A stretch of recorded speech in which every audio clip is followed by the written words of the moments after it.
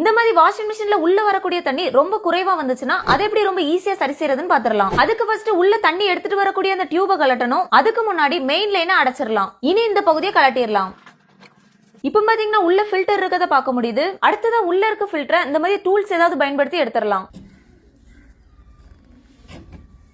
இப்ப பாருங்க எவ்வளவு அழுக்கு அடைச்சிருக்குன்னு பாருங்க. அதனாலதான் தண்ணி கொஞ்சமா வந்திருக்கு. அடுத்ததா அதுக்குள்ள இன்னொரு ஃபில்டர் இருக்கும், அதையும் எடுத்துடலாம். இப்ப இதுலயும் நிறைய அழுக்கு படிஞ்சிருக்கத பார்க்க முடியுது. இப்ப இந்த ஃபில்டர் சாதாரணமா சோப் போட்டு கழுவினாலும் முழுமையா அழுக்கு போகாது. அதனால முகத்துல மாஸ்கும் கையில கிளவுஸும் போட்டு ஆசிட்ல கிளீன் பண்ணி எடுத்துடலாம். இது பாத்தீங்கன்னா பாத்ரூம் சுத்தம் செய்யறதுக்கு பயன்படுத்துற வீரியம் குறைந்த ஆசிட் தான். இனி இந்த ரெண்டு ஃபில்டரையும் ஆசிட்ல போட்டு கிளீன் பண்ணிடலாம்.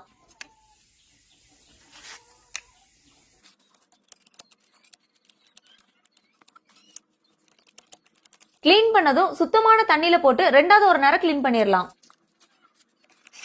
இப்ப பாருங்க புது ஃபில்டர் மாதிரி நல்லா கிளீன் ஆயிட்டு, அடுத்ததா ஃபில்டர் இந்த பகுதியில அழுக்கு ஏதோ இருந்துச்சுன்னா இந்த மாதிரி கிளீன் பண்ணிடலாம். சுத்தம் செஞ்சதும் கலட்டின மாதிரி அந்த ரெண்டு ஃபில்டரையும் மறுபடியும் மாட்டிடலாம். கடைசியா நம்ம கலட்டின டியூபையும் மாட்டி வாஷிங் மிஷினை பயன்படுத்தணும்னா புதுசா வாங்கும்போது எப்படி நிறைய தண்ணி வந்துச்சோ அதே மாதிரியே வரும். அதே மாதிரி வாஷிங் மிஷின் ஓடும்போது மோசமான நாற்றம் வந்தாலோ, மேலும் இதுல துவைத்த துணியில திட்டு அழுக்கு மாதிரி படிஞ்சிருந்தாலோ அதை எப்படி சரி செய்யறதுன்னு தமிழ் ஜெயிலர் யூடியூப் சேனல்ல பதிவிட்டு இருக்கோம். தேவைப்படுறவங்க பார்த்து தெரிஞ்சுக்கோங்க.